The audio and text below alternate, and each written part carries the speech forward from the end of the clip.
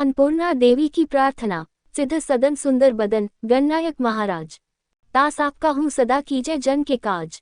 जय शिव शंकर गंगाधर जय जय उमा भवानी। सिया राम की जय कृपा हरि राधा कल्याणी। जय सरस्वती जय लक्ष्मी जय जय गुरु दयाल। देव विप्र और साधु जय भारत देश विशाल। चरण कमल गुरुजनों के नमन करुण मई शीश। मुँह घर सुख संपत्ति भरो देकर शुभ आशीष।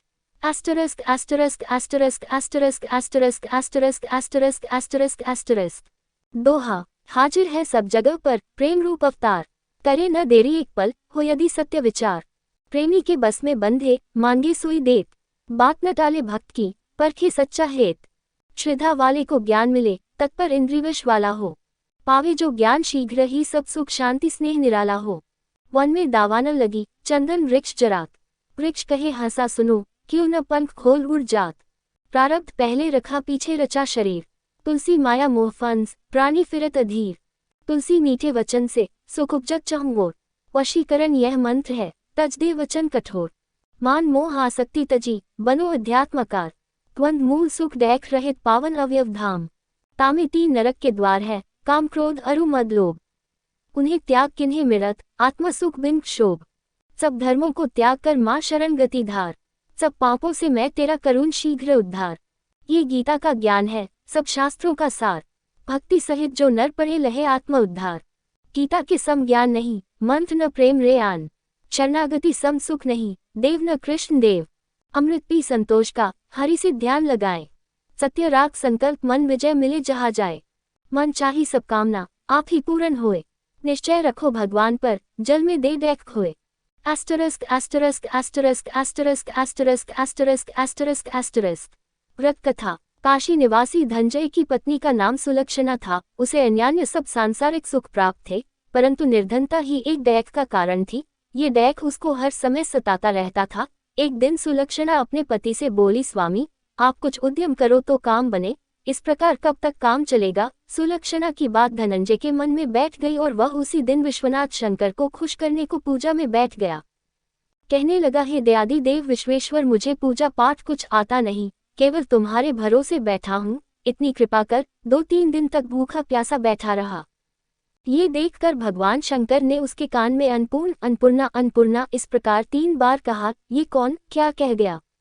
इस सोच में धनंजय पड़ गया और मंदिर से आते हुए ब्राह्मणों को देखकर पूछने लगा पंडित जी यह अन्नपूर्ण कौन है।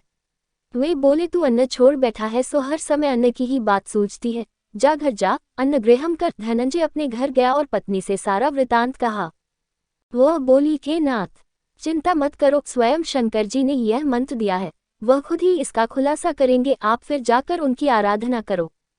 धनंजय फिर जैसा का तैसा पूजा में बैठ गया। रात्रि में शंकर जी ने आज्ञा दी कि तू पूर्व दिशा में जा वहां इसका योग लगेगा और तू सुखी होगा। महादेव बाबा का कहना मान वह पूर्व दिशा को चल दिया। वह अन्नपूर्णा अन्नपूर्णा कहता जाता और रास्ते में फल खाता जाता झरनों का पानी पीता जाता। इस तरह कितने ही दिन चलता गया। वहां उसे चांदी सी चमकती वन की शोभा देखने में आई सुंदर सरोवर देखने में आया और उसके किनारे कितनी ही अप्सराएं झुंड बनाए बैठी है। एक कथा कहती थी और सब माता अन्नपूर्णा अन्नपूर्णा इस प्रकार बार बार कहती थी कि आज अगहन मास की उजियाली रात्रि थी। आज से ही इस व्रत का आरंभ था। जिस शब्द की खोज को मैं घर से निकला था वह शब्द आज मुझे सुनने को मिला है। धनंजय उनके पास जाकर पूछता है हे देवियों आप ये क्या करती हो। वे बोली हम माता अन्नपूर्णा का व्रत करती हैं। व्रत करने से क्या होता है। ये किसी ने किया भी है इसको कब किया जाए ये समझाकर मुझसे कहो। वे कहने लगी इस व्रत को सभी कर सकते हैं। 21 दिन तक के लिए 21 गांठ का सूत्र लेना। 21 दिन न बने तो 1 दिन का उपवास करना।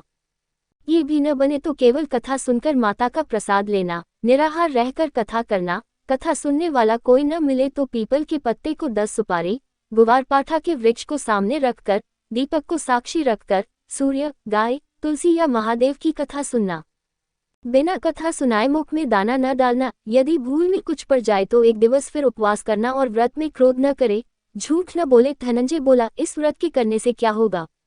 वे कहने लगी इसके करने से अंधों को नेत्र मिले लूलों को पांव मिले निर्धन के घर धन आवे बांझ को संतान मिले मूर्ख को विद्या आवे। जो जिस कामना से व्रत करे माता उनको इच्छा पूरी करती है।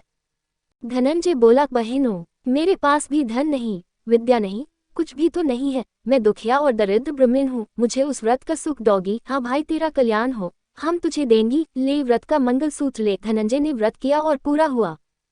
तभी सरोवर में से 21 खंड की स्वर्ण सीढ़ी हीरा मोती जड़ी प्रकट हुई। धनंजय अन्नपूर्णा अन्नपूर्णा कहता जाता था। इस प्रकार कितनी ही सीढ़ियां उतर आया तो क्या देखता है कि करोड़ों सूर्यों के समान प्रकाशमान अन्नपूर्णा जी का मंदिर है।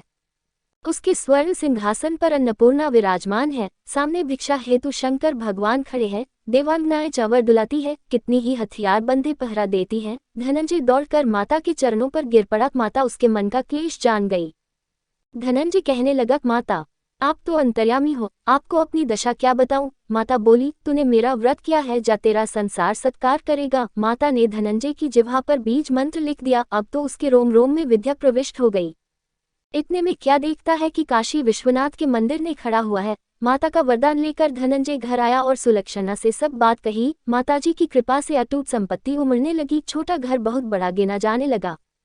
जैसे शहद के छत्ते में मक्खियां जमा हो जाती है, उसी प्रकार अनेक सगे संबंधी आकर उसकी बड़ाई करने लगे। इतना धन, इतना बड़ा सुंदर घर, संतान नहीं तो इस कमी का कौन भोग करेगा? सुलक्षणा के संतान नहीं है, इसलिए तुम दूसरा विवाह करो।